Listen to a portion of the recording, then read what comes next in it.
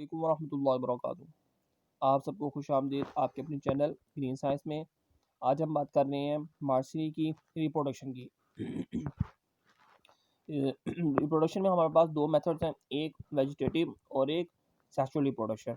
Vegetative के अंदर एक सेक्सुअल रिप्रोडक्शन होती है और वो स्ट्रक्चर अपना रूप प्ले करता है ट्यूबर्स का। ट्यूबर्स जो हैं ये प्रोड्यूस होते हैं राइजोम के ऊपर। राइजोम जो कि स्टेम कहलाती है मार्सरी की, इसके अंदर जो ट्यूबर्स हैं ये अनफेवरेबल कंडीशंस के अंदर पैदा होते हैं, जो कि अपने अंदर फूड स्टोर करते हैं और कंडीशंस के फेवरेबल होने पर दोबारा जिमिनेट करके पूरी प्लांट बॉडी प्रोड्यूस कर देती हैं। इस तरह की रिप्रोडक्शन को हम वेजिटेटिव रिप्रोडक्शन कहते हैं। तो आइए बात करते हैं सेक्सुअल रिप्रोडक्शन की, जिसके अंदर दो पार्टनर्स मेल और फीमेल गैमेटोफाइट होते हैं, जो प्रोड्यूस होते हैं स्पोरेंजिया से, जो पैदा होते हैं स्पोरोकार्प के अंदर।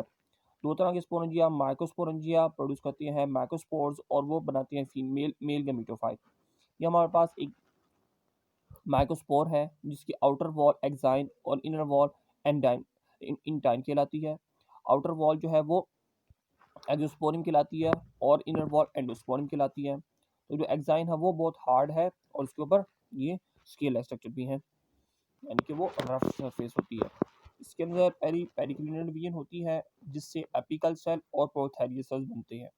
मजीद जो डिवीजन होती है वो एपिकल सेल्स के अंदर होती है और जो प्रोथैलियल सेल्स होती हैं वो न्यूट्रिटिव होती है, एनर्जी प्रोवाइड करते हैं। एपिकल सेल के अंदर पेरिक्लिनल डिवीजन से अनइक्वल सेल प्रोड्यूस होंगे जो कहलाएंगे एंथ्रोडियल सेल्स।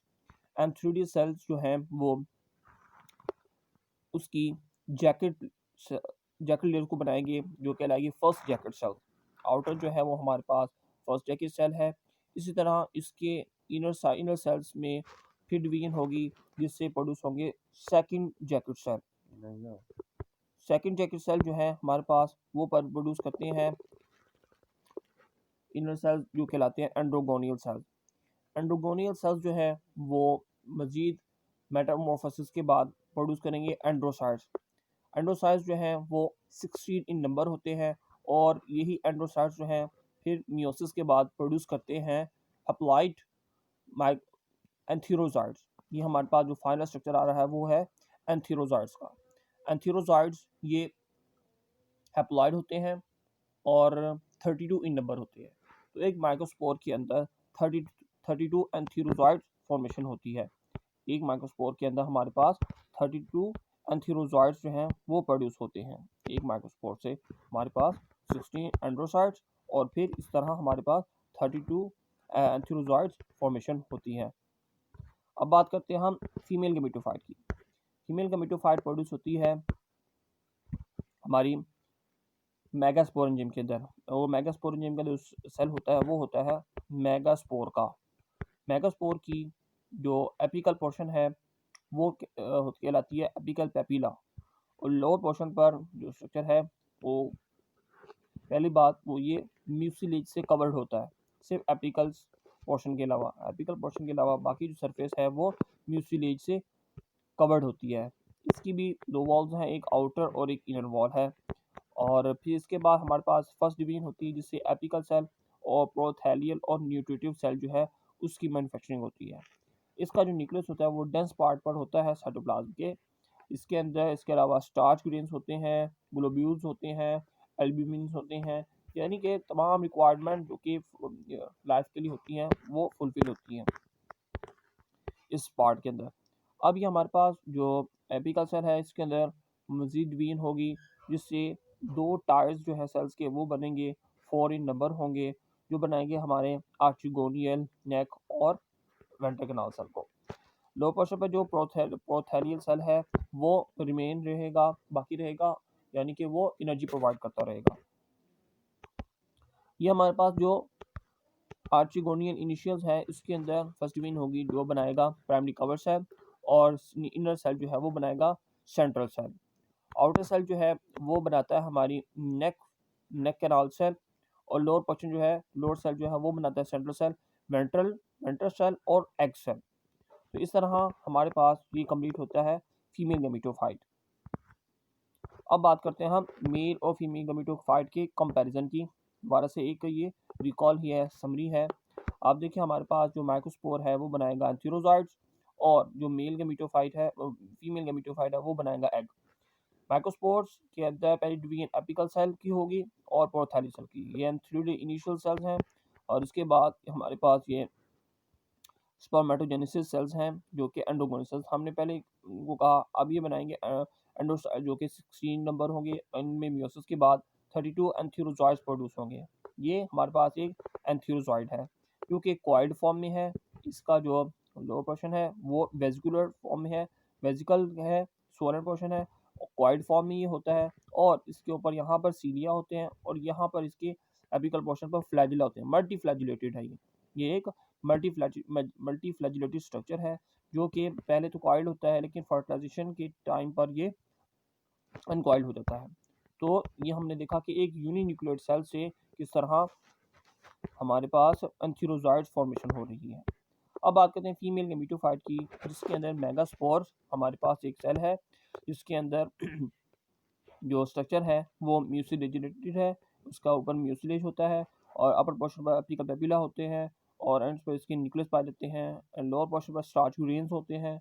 और ये कंप्लीट एक मेगास्पोर है जिसकी ये हमारे पास मेगास्पोर वॉल है। और इसके बाद जो इसके अपर पोर्शन पर फर्स्ट डिवीजन होती है उसको हम एपिकल सेल कहते हैं और लोअर सेल को हम बेसल सेल कहते हैं। और यही एपिकल सेल के अंदर ही आर्चिगोनियम फॉर्मेशन होगी। और वो किस तरह होती है देखते हैं।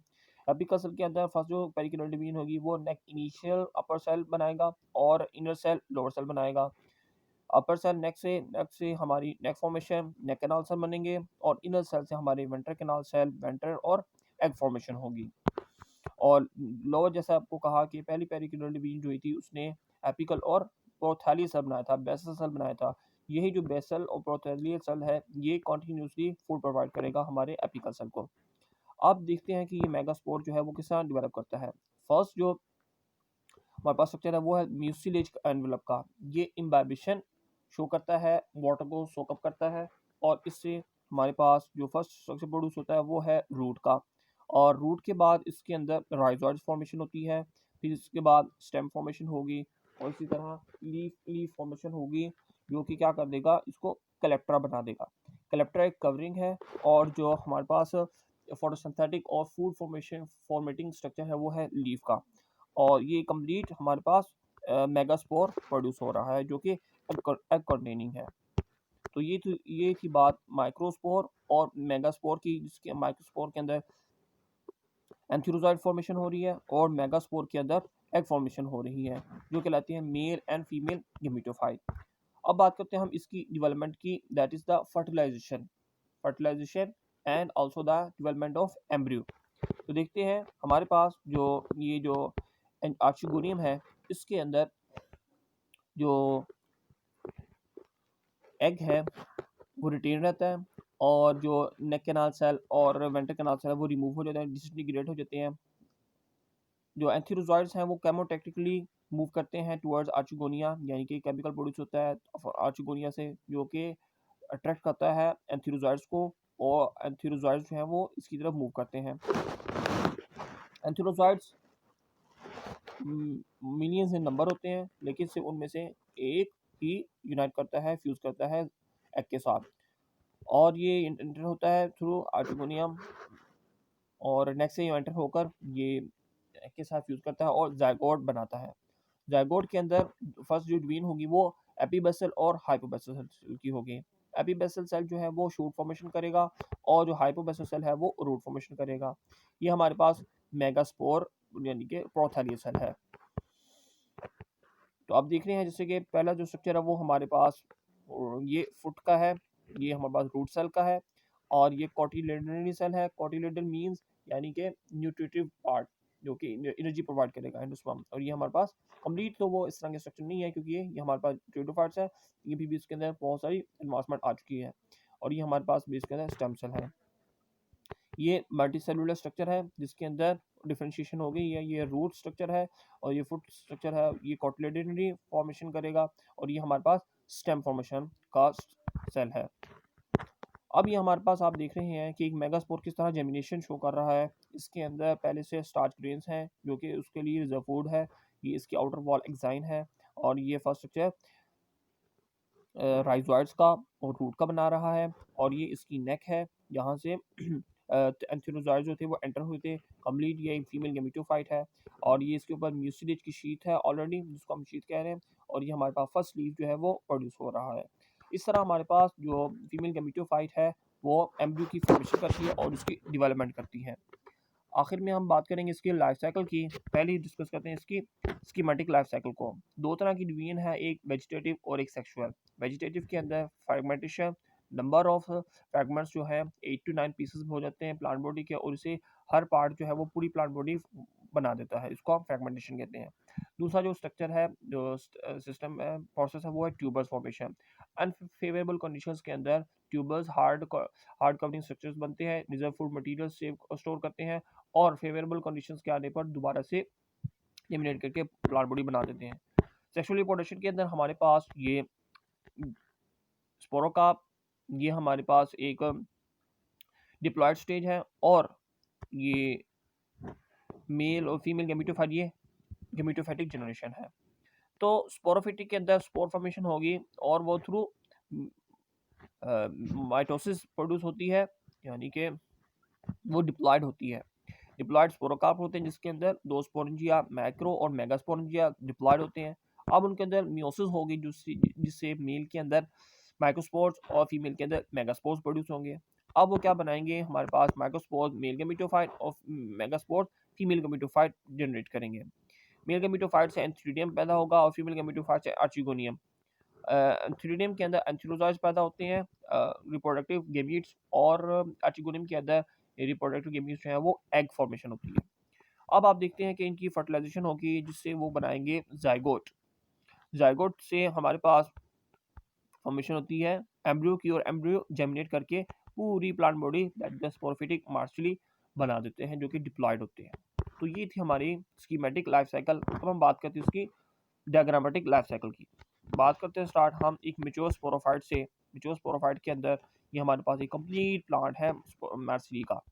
इसके अंदर जो स्ट्रक्चर है रिप्रोडक्टिव फर्स्ट वो है स्पोरोकार्प, जिसके अंदर माइक्रो मेगास्पोरेंजिया डेवलप करेंगे। ये सारी जो डिवीजन है ये स्पोरोफिटिक जनरेशन है, स्पोरोफिटिक डिवीजन है। अच्छा, स्पोरोफिट के अंदर स्पोरोफाइट माइक्रोस्पोरेंजिया प्रोड्यूस करेंगे माइक्रोस्पोर्स मदर सेल और मेगास्पोरेंजिया प्रोड्यूस करेंगे मेगास्पोर मदर सेल्स। अब यहाँ से बात शुरू हो जाएगी मियोसिस की और जो बनाएगी गेमेटोफाइटिक जनरेशन। ये हैप्लॉइड होते हैं, माइक्रोस्पोर्स प्रोड्यूस करेंगे पहले, माइक्रोस्पोर मदर सेल प्रोड्यूस करेंगे एंथेरोजॉइड्स, और वो किस तरह प्रोड्यूस करेंगे, पहले इनके अंदर माइक्रोस्पोर टेट्राड फोर्सेस बन जाएंगे, फिर माइक्रोस्पोर्स फॉर्मेशन होगी, एंड्रोसाइट्स होंगे और एंड्रोसाइट से हमारे पास एंथेरोजॉइड फॉर्मेशन होगी मैच्योर माइक्रोगेमेटोफाइट और ये बना देंगे एंथेरोजॉइड। बात करें अगर हम मेगास्पोर की तो उसके लिए भी टेट्रा फॉर्मेशन होगी, यानी कि एपिकल पेपिला और लोअर प्रोथैलियल सेल, और इसके अंदर नेक और archegonium formation that is the egg. Final stage जो है वो एग फॉर्मेशन की है मेगास्पोरेंजियम के अंदर।